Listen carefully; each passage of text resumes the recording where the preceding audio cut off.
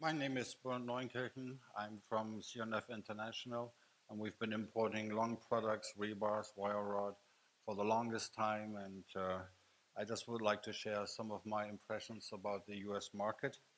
For some people here in this room, it's an important market, especially for rebars. So let's delve right into it. I will be talking about wire rod and rebars. And if you talk about the North American market or the US market, you have to talk a little bit about trade cases too, because our trade actions are very active there. Overview of the market. The apparent consumption of wire rod in the US is about, I have 3.4 million tons there last year. 42% of this is imports. That number is not necessarily 100% right, because we have a couple of wire drawers in the US that also make their own wire rods. So I don't know if they report all the production of wire rods. Excuse me. So I think that the 3.4 million is probably a little bit low. I would probably add 800,000 tons to it, and say that probably the apparent consumption is closer to 4.2 million tons. But these are the published numbers. So on reinforcing bars, last year we had an apparent consumption of 8 million tons, roughly 6.2 million tons in domestic shipments, plus 1.8 million tons, which is high, in imported rebar. So I came up with 8 million tons, which is kind of sort of a normal number. We had fewer tons in years past, but we also had more tons in years past, because the domestics were producing more in years past. These are the wire rod, the trend of the rebars imports from 2010. And I like this slide, because as you can see, the world steady increase from 2010 to 2015, with some kind of a record year of 1.8 million tons in 2015. The rebars imports have increased, and with the world, we had Turkey always, we had Mexico for the longest time here, then there was dumping against Mexico, they dropped in 2014, and they fell off the chart in 2015. As you can see, exponentially, the growth of the Turkish rebars, they came up with 1.4 million tons last year, which is 77% of all imports last year came from Turkey. They did a good job, Murat. And I wanted to show here, it's a little bit low here, but this yellow bar here is Spain. Spain was a big player, a relatively big player in 2014 at 105,000 tons. They had 80,000 tons here. But they were not, at least they were not in the numbers in the statistics in 2015. At least they were in such small numbers that it didn't make the chart. The number 3 country last year clearly is Japan. Japan kind of took off some of the tons from Mexico. Mexico, with the dumping being barred, and the West Coast is kind of an open field. I mean, we had shipments from Japan, we had shipments from Taiwan, we even had shipments from Turkey going to the West Coast. So, but as I said, I like this slide because it shows a very positive development for rebars. So this is the flow, the import flow of last year, going into this year a little bit. Okay, so it flows very easily, and the Turkish, having such a monster share of the imports, of course, they track very closely with the world here. Down here is Japan. They are, as I said, the number 3 country right now. But we had a big spike in March in imports, and we had a big spike in October. And all of this led to February. The start of this year was very strong again. Turkey had, this is not on the chart, I didn't have the numbers at the time when we prepared that panel, but Turkey had 150,000 tons in preliminary numbers in March, And in the first week of April, there must have a couple of ships coming in. They had 82,000 tons in just 1 week. So I predict that Turkey, the year is still young, but I think Turkey will be probably on another year where they will bring in 1.4, 1.5 million tons of rebars. These are the prices. These are the prices that are published by the by the Census Bureau in the US. And these are the prices that the importers have to fill into the entries, etc. In the perfect world, they should show FOB prices, and then they should show the freight. But when I look at the numbers, and I know a little bit about import prices for rebars, these are CFR prices. I like this slide because it clearly shows what we've been talking about here the last 2 days. We started out right here way over $500 in January 2015, and then it was on the slippery slide all the way to the bottom for the shipments that arrived here in January and February, and with a little bit of an uptick here from Japan. The new prices that we've been talking about here in the last day or so are not reflected yet. We will see them in the import statistics of April, May. On the wire rod side, we have a similar picture. We had a very good year for imports of 1.4 million metric tons here. We have had a very good year in 2014 as well. Before that, a clear improvement over the years between 2011 and 2013. We don't really have a dominant player in wire rods, but Canada here, the black bar, Canada is steady as she goes. They are in every year with 400,000 tons. It's a defined business that they have. It goes mostly into automotive. It stays in the Great Lakes area, and they're there every month. And they have very consistent prices as well. The prices for their grades are a little bit higher than for the regular low carbon grades. Now Turkey, not as dominant in wire rod as they are in rebars, but they have come along. They are, 2015, they were the third largest importer. They had 220,000 tons coming into the country. Their competitors for these low carbon grades that they make in Turkey really don't show up here. It's only one. That's the white bar here that came in 2015. That's the Ukraine.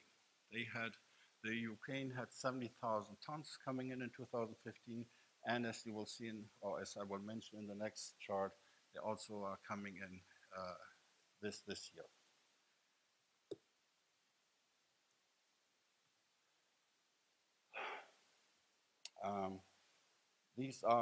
This is the flow of tons. I don't know how the word price came into that channel. These are tons.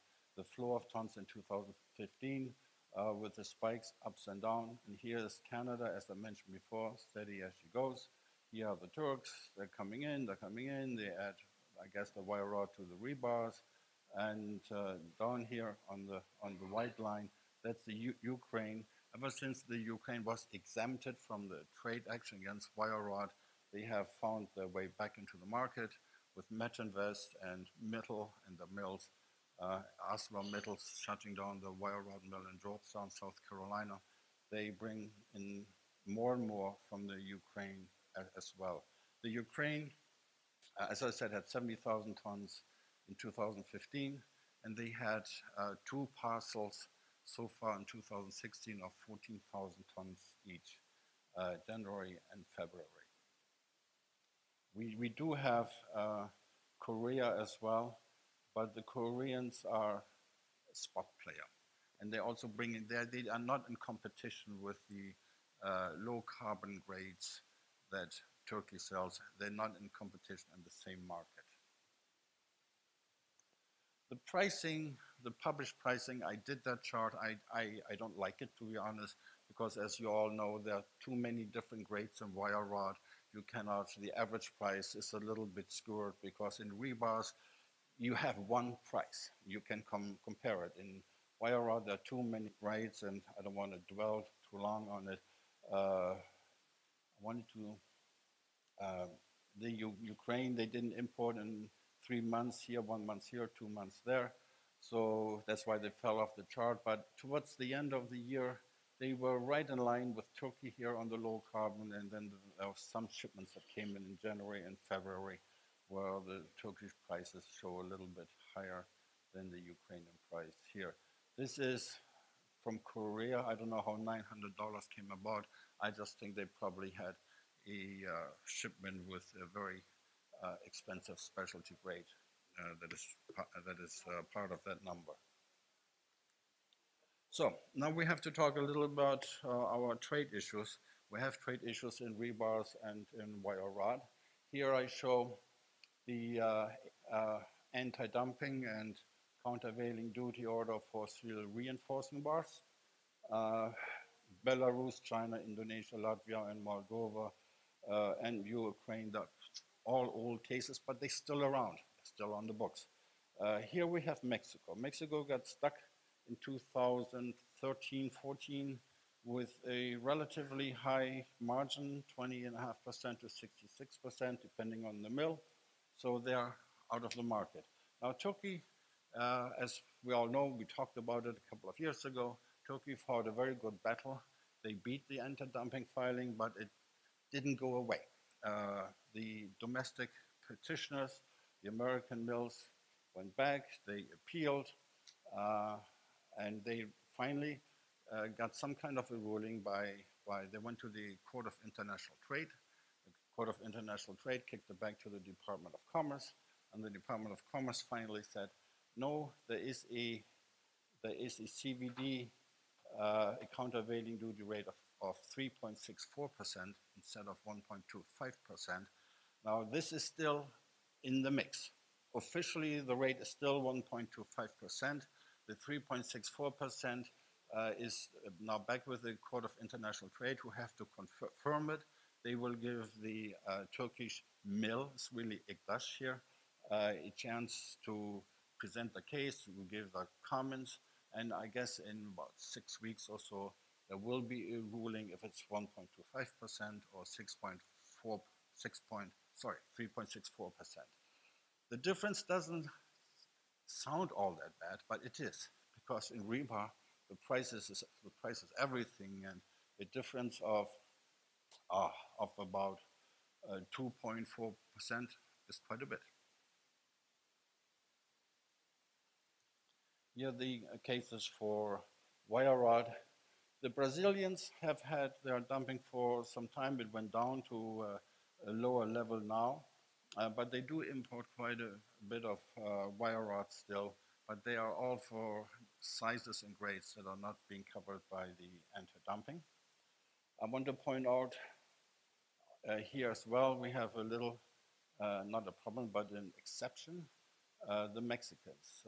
Deacero pops up here with 0%, which right now at the current time is the official rate. There was an administrative review last year that went down to 0%. The latest official administrative review had a preliminary anti-dumping rate for Deacero of 73%. But it's not a deposit rate yet. If it will be confirmed, then this 0 will go to 73%. And there's another exception to Deacero. They have been, when the original dumping case came out, it was from 5.0 millimeter to 19 millimeter. Deacero can make 4.75 millimeter. They brought that into the US, and the petitioners, the US mills, cried foul again.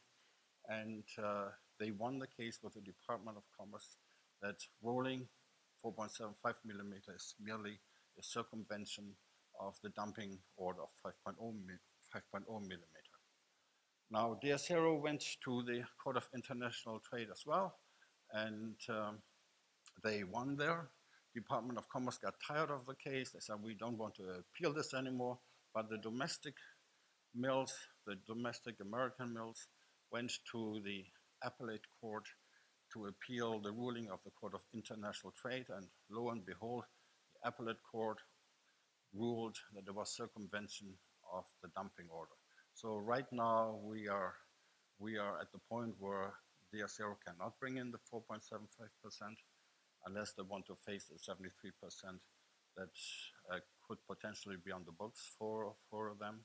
And the only way out they have, the way I understand it, the only court left that they can go to is the Supreme Court. And I doubt seriously that the American Supreme Court will listen to a wire rod case. The domestic mills started a few months ago. They came up with Section 201. Oh, let's do Section 201. We want Section 201. We need protection. It was geared at certain countries like China. They are killing our steel industry and on and on and on. So there is no Section 201 in place now. I just wanted to bring it up real quick and give you some highlights here to tell you what the Section 201, if it does come around, is all about. The Section 201 has two primary players. It's the ITC, the International Trade Commission, and the President. The ITC has to establish if there was injury, and they have to establish the remedies.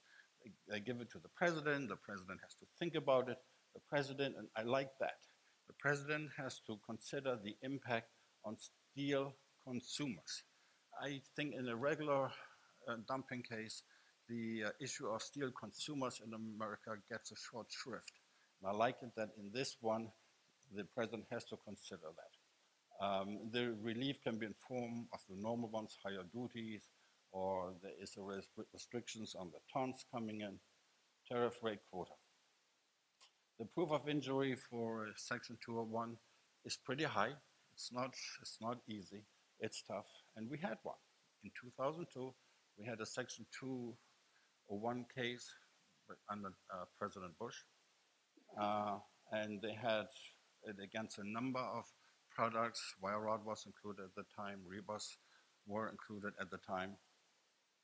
But it lasted only 18 months because a number of countries, China was included there, China, Brazil, European Union, appealed at the World Trade Organization, and the World Trade Organization ruled at the time that the technicalities of the Section 201 were in violation of certain rules of the WTO, and that the affected countries could retaliate.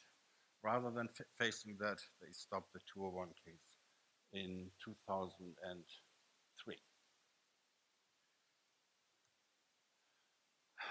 Speaking about dumping trade issues, this slide is from the Wirtschaftsvereinigung Stahl in Germany. And I like it very much because this shows what countries have done to protect the steel industries against Chinese imports. I mean, the Americans are clearly in the 100 to 150% dumping margin range. But what I found so interesting, we had all this brouhaha in England a couple of weeks ago when Tata announced that they would put up their steel mills for a sale because they couldn't make any money, and the English government in particular, but the Europeans in general, they were just too lax with the imports from China. Now this panel is from 2014. This slide is from 2014, but you see that it's green. Green means 0 to 50%. Now, at that time, most of the products did not have any dumping margins against Chinese steel. They have some now. In 2015, I think cold roll coils were introduced, and there is some, but compared to the US, and I don't want to even talk about Argentina, but they're not a big steel market, but compared to here, the Europeans were probably a little bit late in protecting their steel industry. Here I show the import penetration. The rule of thumb was import penetration of 25% is good, is not too high, it's not too low, it's good for the importers. But when it goes to 30% and 30% above, there is a problem. And you've seen in the earlier slide, wire rod had 42% import penetration last year, rebars at 23. So the rebars, as far as import penetration is concerned, are doing well. We had a little bit of a spike here in January of this year, where we went to almost 35% here. But by and large, the imports, despite all the crying of the domestic industry, they stay around the 25 to 30% share. And that's normal.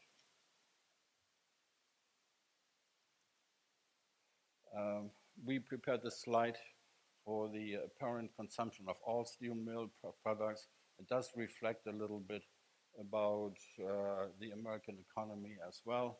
We thought that we are doing well, and compared to European economies, we probably did do relatively well. We hit sometimes the 10 million a month here, but by and large, we are still between 7 and 8 million. And I would say the steel business, the steel production is lukewarm. It's not really great. You show it here. This is the weekly average of raw steel production in the US. You see up here, that's 2013, 2014.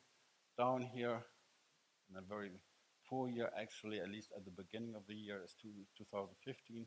And so far, this year, in 2016, we are just above last year, but not by much. So that's why I'm saying the steel production, the steel business in the US, it is strong in certain spots. I think it has been strong, the numbers showed, in rebars. It has been strong in wire rod. But overall, the steel production is not all that great. And that leads me to my last slide here. How do the American steel mills doing? These are publicly traded mills. These are published numbers. AK Steel, Carpenter Technology, Commercial Metals in there, Nucor, Steel Dynamics, and US Steel. And if you add it all up, you can see the domestic mill, this only goes through the end of fourth quarter last year. They did not have a good time last year.